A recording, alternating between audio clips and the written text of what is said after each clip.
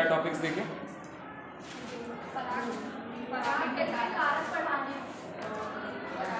पढ़ा तो दिए, पढ़ाना इसके नोट्स लिखवाने, डायरेक्ट नोट्स ही नहीं, उसमें पढ़ाने लायक कुछ नहीं क्या है, कारक है और वो परागकण कैसे होने चाहिए। ठीक है, परागकण के जो कारक हैं वो 2-3 बताए थे, विंड है, वाटर है, ठीक है, जो भी, और उसमें क्या सिर्फ छोटे मोटे थोड़े पॉइंट्स दिखाने, तो मैं दिखा दूँ।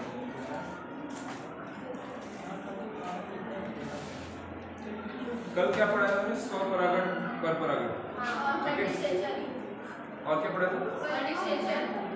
परनिषेचन है ना, वही चीज, परपरागण, परनिषेचन।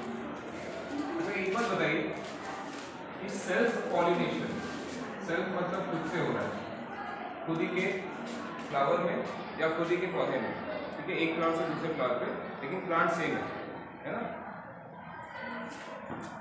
और वर्सेस क्रॉस पॉलिनेशन,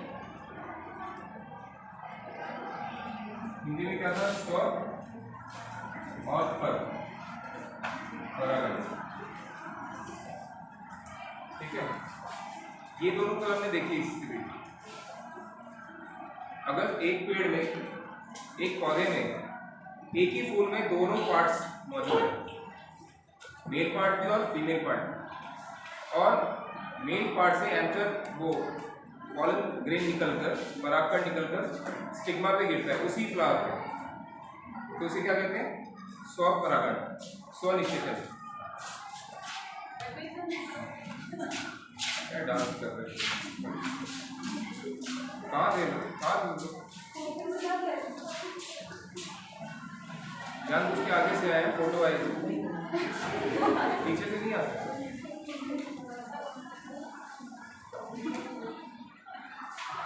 ठीक है, तो मैं क्या बोल रहा था? सेम फ्लावर है, आप समझ रहे हैं, ये प्लांट था, ये फ्लावर है, इसमें दोनों पार्ट्स हैं, ये फीमेल पार्ट है, ठीक है, और ये मेल पार्ट है, यहाँ से परागकण इसके स्टिग्मा पे गिरता है, तो ये स्वपरागण है। हाँ, ये गलत मिला बाद में, अभी थोड़ा पढ़ाई करो।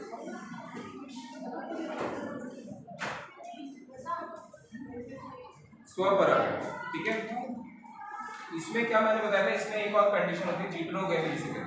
अगर सेम प्लांट में दूसरा फ्लावर है और इसमें सपोज मेल पार्ट है और दूसरे में फीमेल पार्ट है, ठीक है, तो इसका परागकण पॉलन ग्रेन निकल के इसके स्टिग्मा पे आ रहा है, तो उसे जीटोनोगेमी, सजात पुष्टि कहते हैं, ठीक है, सजात पुष्टि परागण, ठीक है, लेकिन ये भी तो एक तरह का स्वपरागण ही था, जीटोनोगेमी, सजात पुष्टि।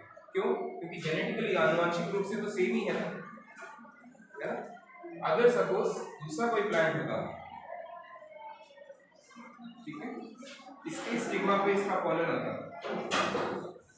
इसके स्टिग्मा पर इसका पॉलन गिरता, तो ये क्या होता है? परपरागण। अब मुझे ये तो कल हम लोगों ने समझ लिया, ठीक है, अब मुझे आप ये बताइए सोचकर विचार करके कि दोनों में से प्रकृति के लिए सबसे बेटर कौन सा है और इंसानों के लिए सबसे बेटर कौन सा है? प्रकृति के लिए भी और इंसानों के लिए, दोनों में से बेटर कौन सा है और क्यों? कौन बोला? आंसर तो दिया, लेकिन क्यों तो बताइए। अगर स्वपरागण आप कह रहे हो तो क्यों कह रहे हो, और परपरागण कह रहे हो तो क्यों कह रहे हो? बेटर कौन सा है, फायदेमंद? परपरागण बेटर, उसका कारण क्या है? विभिन्नता, बिल्कुल सही, पहला कारण तो विभिन्नता है, बहुत जरूरी है विभिन्नता, ठीक है, विभिन्नता होगी तभी हमारा जो पर्यावरण है ना वो स्टेबल रहता है, स्थिर रहता है, और ये हम डिटेल में एक आपके चैप्टर में पढ़ेंगे, इकोलॉजी का एक चैप्टर है आपकी बायोलॉजी में, 11 चैप्टर्स हैं टोटल सिलेबस थ्योरी के, तो उसमें आप इकोलॉजी वाले चैप्टर में आप पढ़ोगे कि क्यों विभिन्नता जो होती है ना, उसका कारण एक साइंटिस्ट ने दिया है, ठीक है ना, उसने एक हाइपोथेसिस दिया, उसके माध्यम से एक्सप्लेन किया कि विभिन्नता क्यों जरूरी है, और मैंने शायद एक दिन बताया भी था, अगर सारे लोग एक जैसे हो जाएंगे तो मुश्किल हो जाएगी ना समझ में, है ना। अगर सपोज मान लो आपको कितने बच्चे, 20-25 बच्चे, अगर सब लोग प्रभात जैसे होते ना देखने में, पता कैसे चलता किसका बर्थडे है आज, है ना? समझ रहे हैं आप? जो नई जो क्या बोलते हैं, जो स्कूल की ड्रेस ना पहन के आता वो उससे पता चलता। सभी सिविल में आ जाते थे, मुश्किल हो जाती ना आइडेंटिफाई करने में, पहचानने में मुश्किल हो जाती। सबसे पहला कारण तो यही है, विभिन्नता बहुत जरूरी है ना? एक जैसे नहीं हो सकते। आपने देखा होगा ट्विंस भी जो होते हैं, ट्विंस उनमें भी कुछ ना कुछ बारीक अंतर होता है। ध्यान से कोई देखे, अगर कोई एकदम से देखे किसी दो ट्विंस को तो नहीं पहचान पाएगा, लेकिन अगर डेली देख रहा है तो कुछ ना कुछ वो अंतर समझ जाएगा कि ये है ना। आप सेम ड्रेस पहना दो तो भी कुछ ना कुछ अंतर उसमें होगा, है ना? फीचर्स में कुछ अंतर होगा, किसी की नाक में डिफरेंस होगा या ईयर में डिफरेंस होगा, किसी एक पर्टिकुलर फीचर में डिफरेंस होगा। कोई थोड़ा ज़्यादा पिताजी पे गया होगा, कोई थोड़ा ज़्यादा माताजी पे गया होगा, ऐसा होता है कहीं, ठीक है? तो विभिन्नता बहुत ज़रूरी है, उससे पर्यावरण में स्टेबिलिटी आती है। और कोई कारण आप लोग गेस कर पा रहे हैं? और कोई कारण कि परागण जरूरी क्यों? स्वपरागण क्यों नहीं अच्छा है? एक पौधा है, आप देख रहे हो ये बेचारा, इसके पास हाथ पैर नहीं, मैंने बताया था इसको निषेचन करने के लिए एजेंट्स कारकों की जरूरत पड़ती है, ठीक है? बराती जो बताया था मैंने। तो आप सोचो जब सेम प्लांट में फ्लावर है ना, तो उनको आसान रहेगा ना उस पर गिरना, कि उड़ के दूर जाना आसान है। तो पौधों के लिए तो ये ज्यादा बेटर होना चाहिए। प्रथम दृष्टया एट फर्स्ट साइट देखने से लगता है कि ये ज्यादा बेटर दिख रहा है, लेकिन लंबे समय के लिए वो ज्यादा बेटर हमेशा। क्यों? क्योंकि इसमें क्रॉस फीचर्स आते हैं, क्रॉस फीचर्स, ठीक है? जैसे कल मैंने बताया था कुछ ऐसे समुदाय हमारे सोसाइटी में हैं जो अपनी ही फैमिली में शादी विवाह कर रहे हैं, ठीक है? तो उनका जो जेनेटिक वेरिएशन है, जेनेटिक भिन्नता, आनुवंशिक भिन्नता, वो अलग नहीं हो पाती, ठीक है? वो बिल्कुल क्या बोलते हैं, उनमें वेरिएशन बिल्कुल मिनिमम रहेगी, न्यूनतम रहेगी, ठीक है? उनका जो जेनेटिक बिल्डअप रहेगा वो बिल्कुल वैसे, जैसे सपोज एक एग्जांपल के लिए ऐसे मैं बता देता हूँ। जैसे मान लीजिए अफगानिस्तान के पठान, तो उनकी जो जनरेशन होगी वो बिल्कुल वैसी ही होगी, कद काठी में लंबे चौड़े, ठीक है, एक जैसे होगी, उनमें वेरिएशन ज़्यादा नहीं देखने को मिलेगा। आप जाओगे बोलो ये सब पठानी है, ठीक है? अगर वो लोग क्रॉस ब्रीडिंग करते हैं, ठीक है, सपोज अफगानिस्तान में विवाह न करके किसी और देश में जाके अपना कपल या अपना जीवन साथी ढूंढते हैं या करते हैं शादी, तो उससे जो ऑफस्प्रिंग होगी, जो प्रोजेनी होगी, जो आगे की जनरेशन होगी, उसमें वेरिएशन आएगी, भिन्नता आएगी, ठीक है? समझ रहे हैं आप? बात को लिंक कर पा रहे हैं? तो ये भिन्नता बहुत जरूरी है। दूसरी चीज, सपोज आपके बगीचे में एक आम आपने पेड़ लगाया, पौधा लगाया, ठीक है, और आपका ही कोई साथी है, पड़ोसी है, उसने कोई दूसरा आम का पेड़ लगाया, पौधा लगाया, ठीक है? आपकी जो फल हो रहे हैं वो थोड़ा कम क्वालिटी के, अच्छी क्वालिटी के नहीं है, ज़्यादा मीठे नहीं है, या उनका जायका ज़्यादा अच्छा नहीं, या आप मार्केट में उसे सेल करने जाते हो, बेचने जाते हो, तो ज़्यादा प्रॉफिट नहीं होता है आपको, क्योंकि इसकी क्वालिटी अच्छी नहीं है। और आप देख रहे हो आपके पड़ोसी ने जो फ्रूट्स लगाए हैं वो बड़े अच्छे हैं, उनकी अच्छी क्वालिटी है, खाने में बड़े टेस्टी है, मीठे हैं, है ना?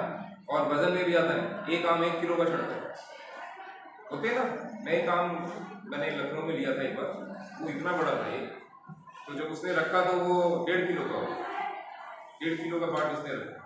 मैंने इसको एक आम को लेके जाऊँगा मैंने, तो उसको एक आम को मैं लेकर गया, ठीक है? सो वैरायटी, अलग अलग वैरायटी, समझ रहे हैं? तो अगर मैं चाहता हूँ कि मेरा भी प्रॉफिट हो और मेरे भी घर में लोग अच्छे फ्रूट्स खाएं, अच्छी क्वालिटी के फ्रूट्स खाएं, तो मैं क्या करूँगा? पर परागण करवाऊंगा। समझ रहे हो? क्या इंसान करवा सकते हैं? हाँ, करवा सकते हैं। क्या बताओ? इंसान भी तो एक कारक है, एजेंट है ना? अगर मान लीजिए मैं जानबूझ के वहाँ पे बगीचे में टहलूँ और एंकर को छू के स्टिग्मा पे अपनी तरफ से, तो क्या पॉलिनेशन पॉसिबल नहीं है? पॉसिबल है। और आर्टिफिशियल ब्रीडिंग भी तो आपको पढ़ना है इसमें। एक होता है कृत्रिम, कृत्रिम क्या लिखा है? निषेचन क्या लिखा था? ब्रीडिंग। आर्टिफिशियल, आर्टिफिशियल ब्रीडिंग के अभी आपको मेथड्स इसी में पढ़ने हैं, आज के लेक्चर में बताते हैं। आर्टिफिशियल कृत्रिम कौन करेगा, आर्टिफिशियल कौन करेगा, इंसान ही तो करेंगे, है ना।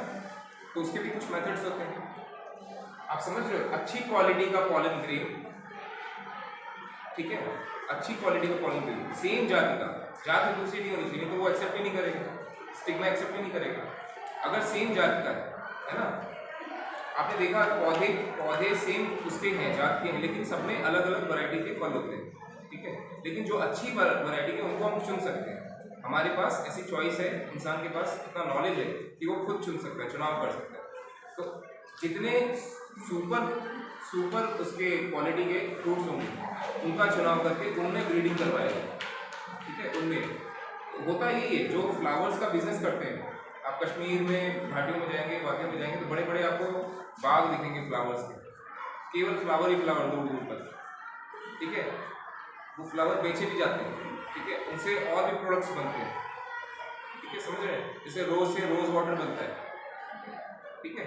तो जो अच्छे वैरायटी के आपके फल और फ्रूट होंगे वो लगाने में ज़्यादा फायदा होगा ना, मार्केट में भी ज़्यादा अच्छा बिकेगा, खाने के लिए न्यूट्रिशन ज़्यादा अच्छा मिलेगा, है ना, जिसमें ज़्यादा प्रोटीन्स हो, ज़्यादा उसमें हो, ठीक है, ज़्यादा न्यूट्रिशन हो, ज़्यादा मिनरल्स, अच्छे विटामिन हो, ठीक है, टेस्ट में भी जो ज़्यादा हो, वजन में जो ज़्यादा हो, ठीक है। तो उससे क्या होगा, फार्मर्स को फायदा होगा, इकोनॉमिक फायदा होगा, सोसाइटी को इकोनॉमिक फायदा होगा, ठीक है, ज़्यादा जनरेशन होगा, पैसे का ज़्यादा जनरेशन होगा, उत्पाद होगा, समझ, इनकम बढ़ेगी उत्पादों से, ठीक है। तो इसलिए क्रॉस पॉलिनेशन बहुत इंपॉर्टेंट है, इसलिए ज़रूरी है। आर्थिक फायदा, ठीक है, और न्यूट्रिशन में फायदा, खाने पीने में, खाने में, है ना, इससे ज़्यादा होगा क्रॉस पॉलिनेशन। अगर स्वपरागण ही होता रहता तो इंफीरियर वाले इंफीरियर ही रहते हमेशा और सुपीरियर वाले सुपीरियर ही रहते, ठीक है। कभी आप लोगों ने देखा है कि किसी के घर में ऐसा होता है ना, कि माता जी हैं थोड़ा हाइट में काफ़ी छोटी हैं और पिताजी बहुत लंबे हैं, ठीक है। तो जो आगे जो संतान होंगे, ठीक है, ऑफस्प्रिंग जो होंगे वो पिताजी पे चले जाएंगे, काफ़ी लंबे लंबे, और कुछ एक आध ऐसे भी होंगे जो माता जी पे चले जाएंगे, ऐसा होता है ना, ठीक है। और अगर दोनों ही होते छोटे छोटे तो क्या इसकी संभावना थी कि वो लंबे हो जाते बच्चे? नहीं, संभावना बहुत कम हो जाती है, आप समझ रहे। अब आप रिलेट कर पा रहे होंगे कि क्या जरूरी है, क्रॉस पॉलिनेशन बहुत जरूरी है, भिन्नता। ज़्यादा लंबे भी नहीं होने चाहिए, बहुत ज़्यादा लंबा हो गया तो वो भी खराब लगता है, नहीं खराब लगता है। एक एवरेज जो फीचर्स होते हैं वो सही दिखते हैं, ना बहुत ज़्यादा लंबा हो ना बहुत ज़्यादा, खैर ये तो ईश्वर की बनावट है, इसमें हम लोगों को नहीं कुछ बोलना चाहिए, ठीक है। तो आपको समझा क्रॉस पॉलिनेशन बेस्ट है, ठीक है। अब आप मुझे ये बताइए कि जब वो ज़रूरी है तो पौधे भी बहुत स्मार्ट हैं। इन लोगों ने इवोल्यूशन के दौरान मतलब कई हजारों सालों से इन्होंने अपने अंदर ऐसी युक्तियाँ डेवलप कर ली हैं, ऐसे मेथड्स डेवलप कर लिए हैं कि ये स्वपरागण को अवॉइड करें, स्वपरागण को अवॉइड करें और क्रॉस पॉलिनेशन को बढ़ावा दें, प्रोत्साहित करें। क्या कहा मैंने? स्वपरागण को अवॉइड करें और क्रॉस पॉलिनेशन को बढ़ावा दें, ठीक है। उन्हें कहते हैं आउट ब्रीडिंग डिवाइसेस। क्या कहते हैं? आउट ब्रीडिंग डिवाइसेस, और हिंदी में इन्हें कहते हैं हिंदी में क्या कहते हैं? आंतरिक बहिर, कुछ ऐसे ही कहते हैं, बहिर्प्रजनन युक्तियां। लिखवाया मैंने आपको, बहिर्प्रजनन युक्तियां। बहिर मतलब बाहर और आंतरिक होता तो ये स्वपरागण, तो ये क्या है? बहिर्प्रजनन युक्तियां।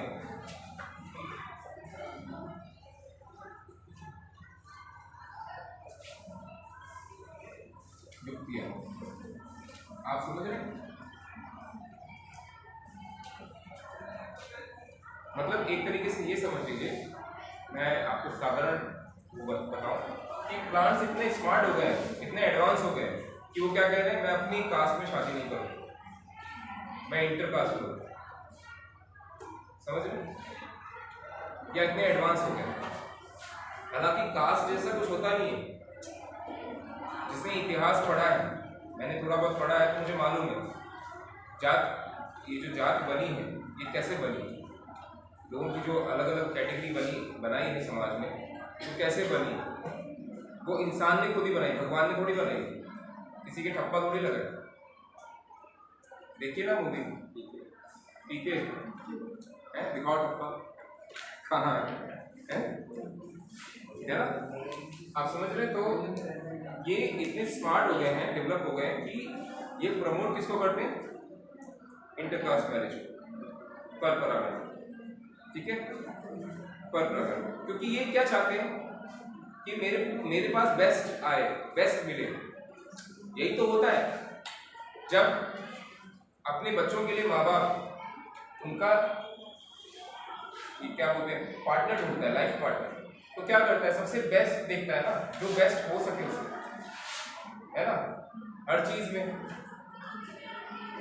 ठीक है, दिखने में भी अच्छा हो, थोड़ा बहुत कमाता भी हो, है ना, थोड़ा बहुत ही, थोड़ा ज्यादा कमाता हो, है ना, या कमाती हो। आजकल लोगों को सर्विस वाली बहुत चाहिए, सर्विस करती हो, नहीं ऐसा होता है। तो अपने हाँ तो कुछ बोलना चाह रहे हो, बचन भी बोलने के, बताओ बताओ, मन की भावनाएं निकल निकल के आ जा रही है। क्या चीज? BTS का मेंबर, BTS क्या गोरा है मतलब। आज तुम्हारा बर्थडे सब माफ है, क्या बोला मुझे समझा नहीं। कोरियन क्या चीज? कोरियन, कोरियन क्या? कोरियन लड़कों को नहीं देखा? हाँ देखा तो मैंने गोरा हो ऐसा।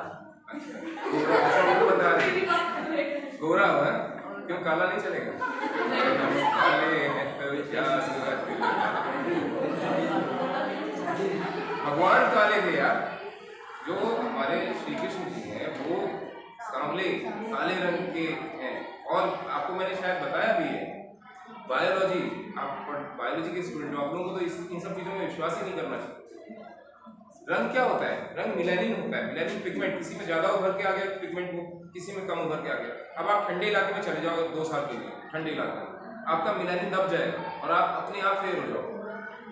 बाहर चले जाओ फॉरेन में, आपका कलर अपने आप फेयर होने लगेगा, क्योंकि मिलेनिन पिगमेंट जो है वो दबने लगता है।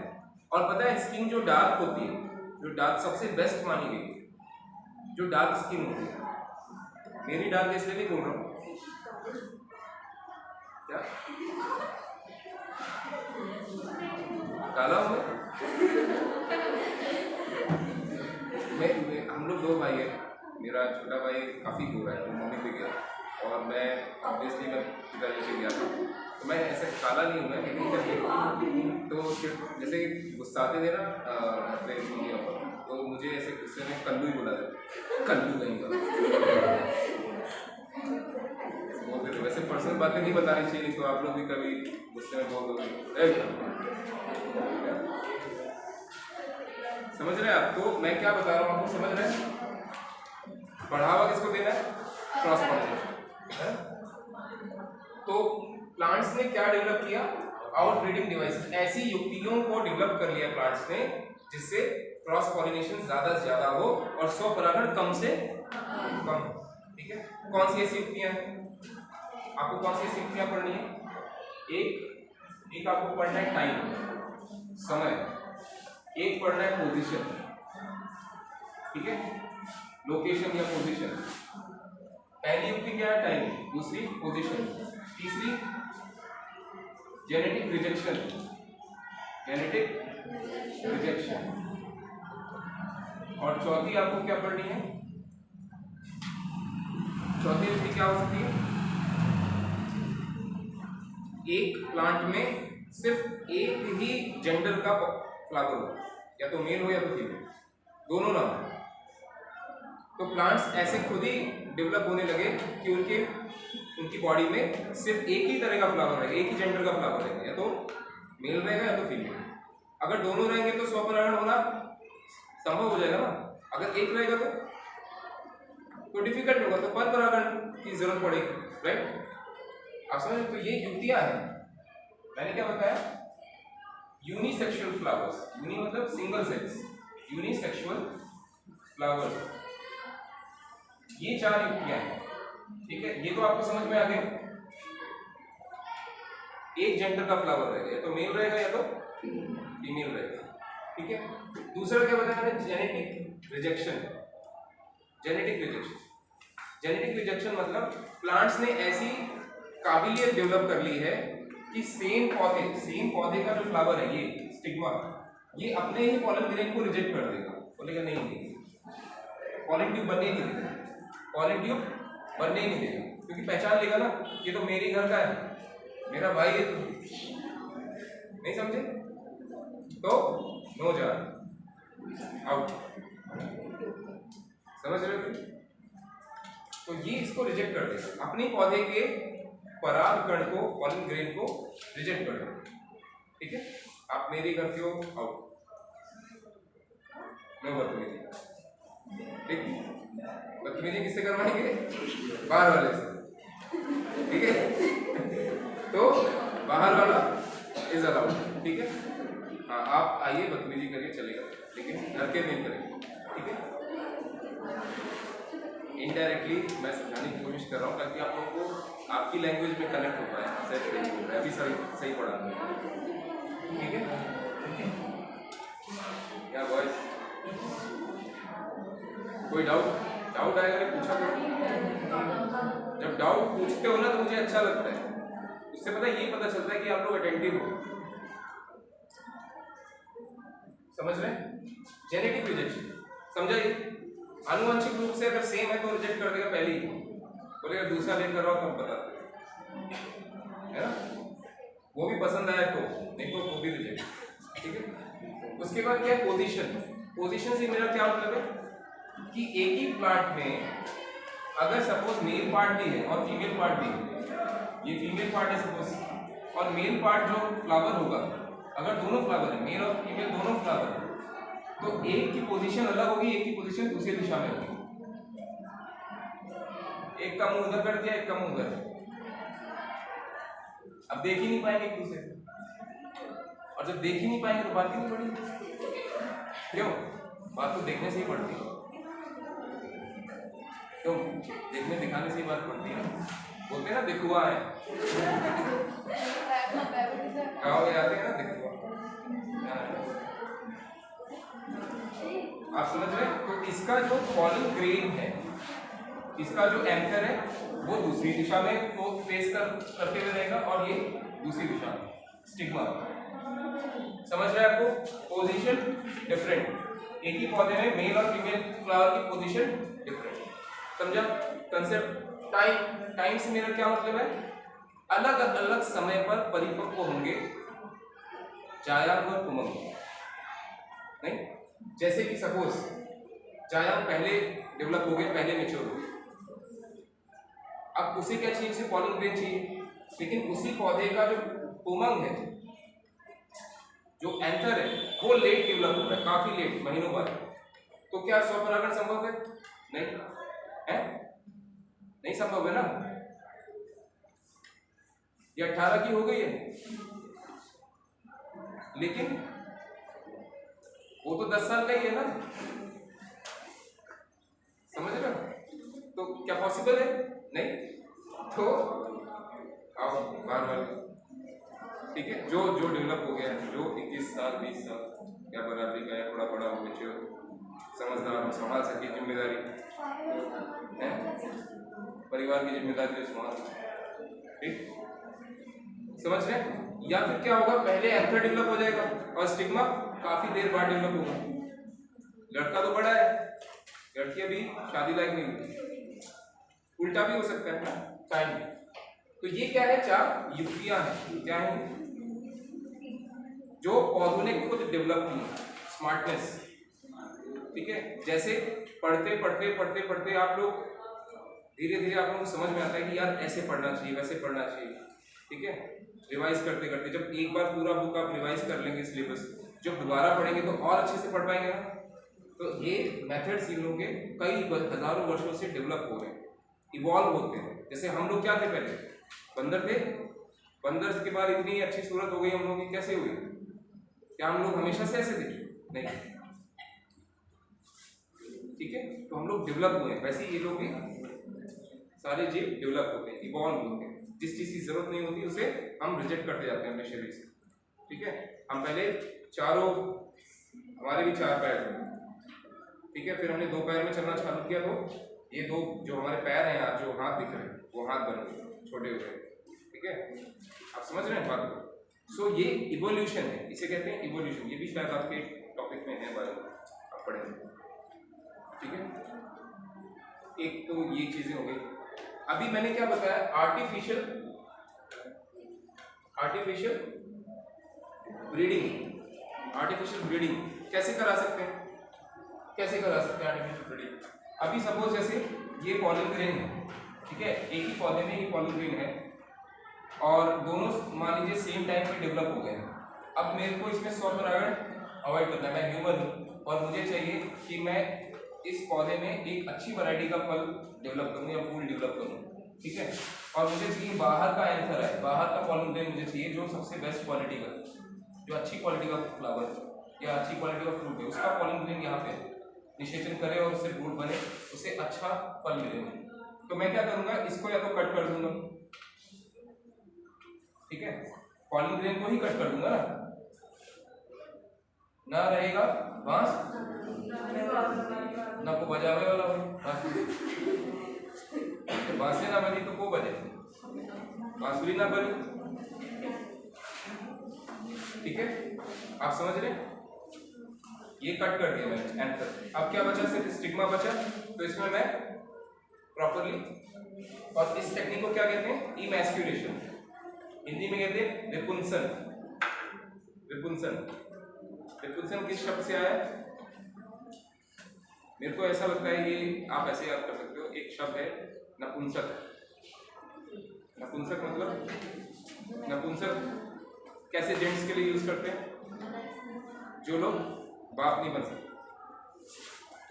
ठीक है, जो बाप नहीं बन सकते उनको क्या कहते हैं, नपुंसक कहते हैं ना, है ना, नपुंसक। तो इसके लिए क्या शब्द यूज किया गया, विपुंसन। ऐसे आप याद कर रख सकते हैं, विपुंसन, है ना। ऐसे पेरेंट, ऐसे मेल्स जो फादर नहीं बन सकते, फादरहुड एंजॉय नहीं कर सकते, उन्हें क्या कहते हैं, ठीक है। तो इस तरीके से विपुंसन आप याद कर सकते हो, इसको बोलते हैं इमैस्कुलेशन। एंथर ही कट कर दिया आपने, मेल पार्ट ही कट कर दिया, एंथर, ठीक है। ये आप ह्यूमंस में ही पढ़ेंगे। ह्यूमंस में जब आपको बर्थ कंट्रोल करना होता है, फैमिली प्लानिंग करनी होती है, ठीक है, तो भी कुछ मेथड्स इस तरीके से इस्तेमाल किए जाते हैं, ठीक है। दूसरा मेथड क्या हो सकता है आर्टिफिशियल ब्रीडिंग का? स्टिग्मा को भी तो हम हटा सकते हैं, कवर कर सकते हैं। मान लो एंथर को क्यों कट करना, आप कैंची लेके गए, एंथर चिल्ला रहे, अरे बाबा माफ कर दो, हमको भी जीने का अधिकार है। तो क्या करेंगे, अच्छा ठीक है छोड़ देता हूँ, क्या करेंगे, यहाँ पे मैं एक पॉलीथीन लगा दूंगा ताकि उसका परागण इस पे गिर ना सके, लैंड ना कर सके। इस तरह से भी हो सकता है। और फिर जब ये प्रॉपर परिपक्व हो जाएगा स्टिग्मा, तब मैं कोई अच्छा परागण लाके इसको क्या करेंगे, परागण करा देंगे, निषेचन, ठीक है। और फिर वापस उसको कवर कर देंगे ताकि बाद में चांसेस ना हो। कवर करके रखेंगे जब तक पॉलन ट्यूब ना ग्रो हो जाए, जब तक उसका आगे डेवलपमेंट ना चालू हो, ठीक है, फ्रूट बनने का डेवलपमेंट ना चालू हो जाए। आप समझ रहे हैं बात को? तो इसको क्या कहते हैं, इस प्रोसेस को बोरा वस्त्रावरण। बोरा पहना दिया, बोरे वाला वस्त्र पहना दिया, मतलब एक बैगिंग, जिसको बैगिंग भी कहते हैं इंग्लिश में, बैग से कवर कर दिया, है ना। तो उसी पौधे के परागण नहीं आ पाएंगे, ठीक है। आज मैं सिर्फ कंसेप्ट दे रहा हूँ, आपको समझा रहा हूँ, नेक्स्ट क्लास में ये सारे नोट्स हम लिखते हैं, ठीक है। मेरे को याद दिलाना, परागण के कारकों से लेकर लिखाना, ठीक है। आपको समझाइए आर्टिफिशियल ब्रीडिंग, बैगिंग और इमैस्कुलेशन, विपुंसन और बोरा वस्त्रावरण, समझा? ठीक, अभी एक छोटा सा टॉपिक और डिस्कस करते हैं।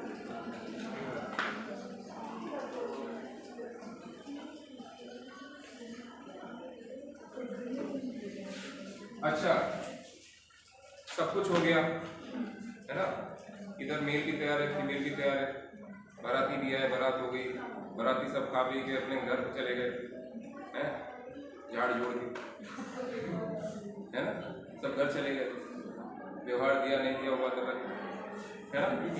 अब क्या है, अब जो कपल्स हैं उनको अपना लाइफ स्टार्ट करना, ठीक है, यानी प्रजनन की जो प्रोसेस है वो स्टार्ट की, ठीक है।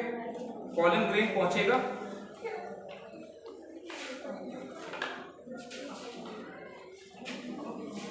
पॉलन ग्रेन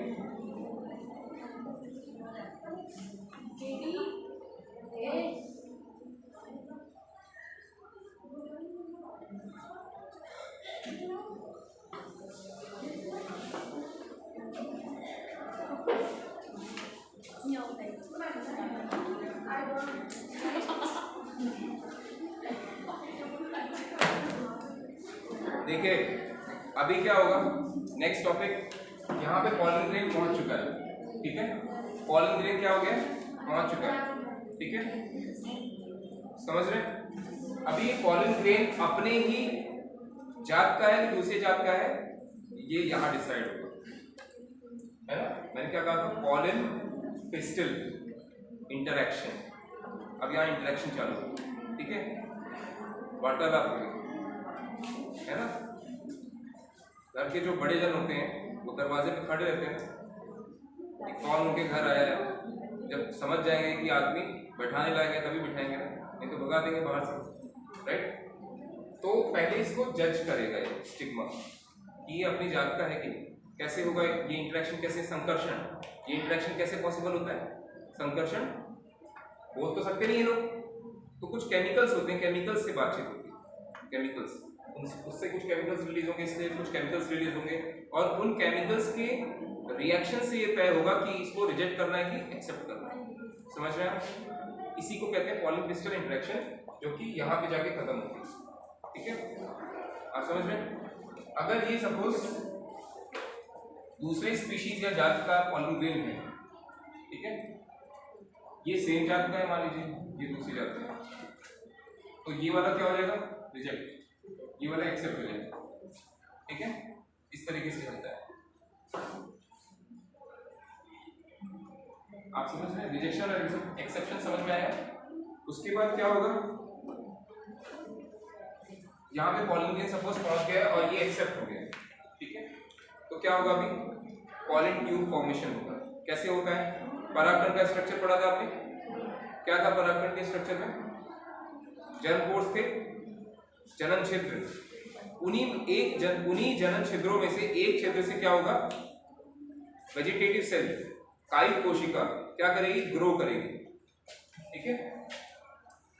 सपोज ये आपका पॉलन ग्रेन और ये इसके जनन छिद्र, एक जनन छिद्र से क्या होगा, जो कायिक कोशिका थी अंदर वो ग्रो करने लगेगी इस तरीके से, पॉलन ट्यूब, और उसके अंदर मेल गैमेट्स, नर युग्मक ट्यूब, ठीक है, एक या दो, मान लीजिए अगर ये 2 स्टेज में आया है, 2 सेल स्टेज, तो इसको, तो ये 3 सेल स्टेज इसी पॉलन ट्यूब के अंदर बनेगी, ठीक है। क्या होता है, ये कायिक कोशिका है ना, वेजिटेटिव सेल, वेजिटेटिव सेल है ना, ये ग्रो करेगा इसमें पॉलन ट्यूब में, ठीक है, और कैसे ग्रो करेगा, इसी स्टाइल में, स्टिग्मा से ग्रो होते हुए, स्टाइल से ग्रो होते हुए पॉलन ट्यूब जाएगी, ठीक है, वेजिटेटिव सेल से, कायिक कोशिका से, है ना, ऐसे ग्रो होते हुए जाएगी।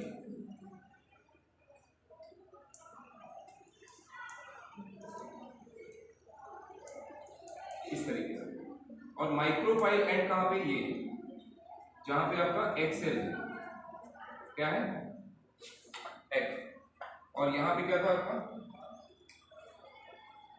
एंड ये सिनर्जिड्स थे, सिनर्जिड्स में सेल वॉल थिकनिंग थी, इसको क्या कहते हैं, सेल वॉल थिकनिंग को क्या कहते हैं,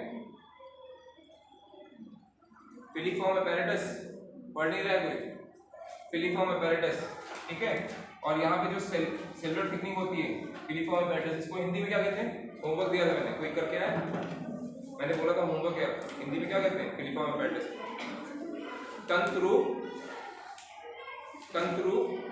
समुच्चय या फिर तंतुरूप उपकरण अपैरेटस, फिलिफॉर्म अपैरेटस। लिख लो आप, जहाँ पे आपने फिलिफॉर्म अपैरेटस लिखा है वहाँ पे आप क्या लिखेंगे, तंतुरूप समुच्चय। डायग्राम में दिखा लीजिए कहाँ है, ये है, ये वाला filiform apparatus, filiform apparatus, filiform apparatus. ठीक है, समझा सबको। अभी आपकी पॉलन ट्यूब तो ग्रो हो रही है साइड, और ये पता है साथ साथ में चलता है। अंदर का जो ये नर युग्मक है ये भी साथ में मूव करेगा आगे ऐसे, ठीक है। और इसी पॉलन ट्यूब में अगर 2 सेल स्टेज में आया था तो उसके 3 इसका माइटोसिस हो जाता है, ठीक है। और ये 2 सेल में डिवाइड हो जाता है, 2 जनरेटिव सेल हो जाते हैं, 2 जनन कोशिका हो जाती है, ठीक है, यहाँ पर पॉलन ट्यूब के अंदर। और 2 नर युग्मक इस तरीके से आगे बढ़ते हैं, 2 नर युग्मक इस तरीके से आगे बढ़ते हुए जाते हैं। डायग्राम आप बना लीजिए, ठीक है। और फिर क्या होता है कि यहाँ से यू टर्न लेगा और कहाँ से एंटर करेगा, माइक्रोपाइल एंड के तंतुरूप समुच्चय से एंटर करेगा, ठीक है, यहाँ से फिलिफॉर्म अपैरेटस। तो फिलिफॉर्म अपैरेटस क्या करता है, एक तरह से गाइड कर रहा है किसको, पॉलन ट्यूब को। किसको गाइड कर रहा है, पॉलन ट्यूब को गाइड कर रहा है कि आप यहाँ से आइए, ये द्वार, ठीक है, आइए, आपका इंतजार, ठीक है, आप आए बाहर, ठीक है, वेटिंग द्वार ये है, ठीक है। माइक्रोपाइल एंड में जो फिलिफॉर्म अपैरेटस है जिसमें सिनर्जिड सेल्स, सिनर्जिड सेल्स में जो फिलिफॉर्म अपैरेटस है वहां से एंट्री होगी, चाहे यहां से होगी और चाहे यहां से हो सकता है, यहां से ग्रो करके है तो यहां से एंटर कर जाएगा, आप समझ रहे हैं। अगर ऐसे ग्रो करके है तो यहां से एंटर कर जाएगा, राइट। 2 नर युग्मक जब अंदर आएंगे तो किस में जाएंगे, सबसे पहले किस में जाएंगे, सिनर्जिड के साइटोप्लाज्म में। किसके साइटोप्लाज्म में, सिनर्जिड सेल के साइटोप्लाज्म में दोनों नर युग्मक अंदर आ जाएंगे, ठीक है। तो आप देखिए ध्यान से, सपोज ये सिनर्जिड का साइटोप्लाज्म है और यहाँ एक सेल है और यहाँ तीसरा था, ठीक है, और ये तंतुरूप समुच्चय है filiform apparatus. Pollen tube grow हुई यहाँ तक, उसके बाद इसका पॉलन ट्यूब का काम खत्म। अब नर युग्मक अंदर आ जाएंगे, दोनों न्यूक्लियस देखो अंदर आ गए, दोनों न्यूक्लियस नर युग्मक अंदर आ गए। अब क्या होगा, एक न्यूक्लियस तो इसी एक्सेल में एंटर कर जाएगा, ठीक है, समझ रहे हैं। और एक वाला जो था वो यहाँ आ जाएगा सेंटर पे, यहाँ 3 हो जाएंगे, और यहाँ कितने हो गए न्यूक्लियस केंद्र, 2 हो जाएंगे, एक मादा का था और एक नर का। तो ये कितना हो जाएगा, इसकी गुणसूत्र का 2n हो जाएगी, n+n, ठीक है, 2n हो गई, इसकी गुणसूत्र का कितनी हुई 2n, और इसकी कितनी हो जाएगी, जो सेंट्रल सेल है, यहाँ पे सेंट्रल सेल था, वहाँ पे पहले से ही n+n 2 थे और एक और n आ गया है, तो n+n+n इसका क्या हो जाएगा 3n गुणसूत्र का, ठीक है, सेंट्रल सेल। ये क्या बनाएगा, पेन, एंडोस्पर्म, एंडोस्पर्म इसको कहते हैं हिंदी में भ्रूण कोश, भ्रूण कोश। ये फ्यूचर में भ्रूण कोश बनाने वाला है, इसके बारे में भी पढ़ेंगे, ठीक है। और इसको कहते हैं primary endosperm nucleus, primary endosperm nucleus, ठीक है। ये एंडोस्पर्म भ्रूण कोश बनाता है, भ्रूण को पोषण देने का काम करता है भ्रूण कोश, राइट। क्यों, क्योंकि 3 न्यूक्लिया है इसके पास, साइटोप्लाज्म ढेर सारे, सेंट्रल सेल बड़ा सा सेल है, तो इसके पास खाद्य भंडार भी होगा, राइट। एंडोस्पर्म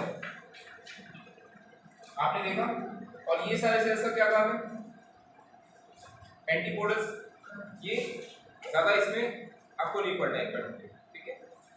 ये क्या होंगे, डीजेनरेट होंगे, और इससे बनेगा एंडोस्पर्म, इससे क्या बनेगा,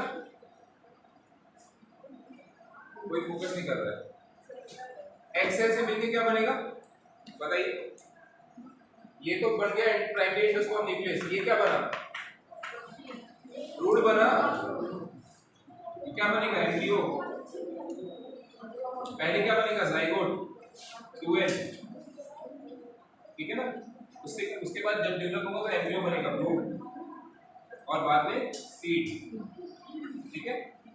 और बाहर ओवरी जो है ये क्या बनेगी फ्रूट, ठीक है। अब आप देख रहे हैं कि एक निषेचन यहाँ हुआ, एक निषेचन यहाँ हुआ, दो तरह के निषेचन हुए ना। एक निषेचन से बना ब्रूड, जाइगोट और ब्रूड, है ना। और एक निषेचन से क्या बना एंडोस्पर्म, ब्रूड कोश, ठीक है। दो निषेचन हुए ना, इसलिए इस प्रोसेस को क्या कहते हैं द्विनिषेचन या दोहरा निषेचन। क्या कहते हैं दोहरा निषेचन, दो बार हो रहा है ना एम्ब्रियो सेल के अंदर, ब्रूड कोश के अंदर दो निषेचन हो रहा है, ठीक है, इसलिए क्या कहते हैं दोहरा निषेचन। अच्छा, यहाँ पे सेंट्रल सेल में दो,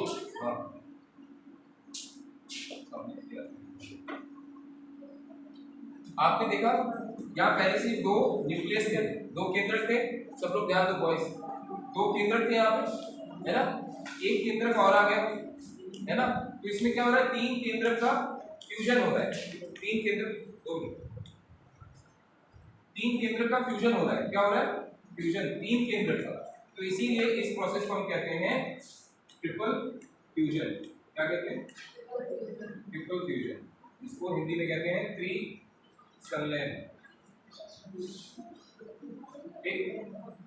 तो आपने ट्रिपल फ्यूजन पढ़ लिया, आपको समझ में आया कि दोहरा निषेचन क्या होता है ना। आपको समझा कि एंडोस्पर्म भ्रूण कोश कैसे बनता है 3n, जिसकी गुणसूत्रता क्लोराइड कितनी होती है 3n, इसकी कितनी होती है रूट की 2n, है ना। ये सीड बनाएगा, वो भ्रूण कोश बनाएगा, और ओवरी जो बाहर की होगी वो क्या बनाएगी फ्रूट। ये आपने लिख लिया सर ने, ये रफ डायग्राम है, इसको बनाइए आपकी अंडरस्टैंडिंग में। क्या हुआ पीछे डंडी नहीं लगेगी, ठीक है। ये टॉपिक आप लोग पढ़ के आइए।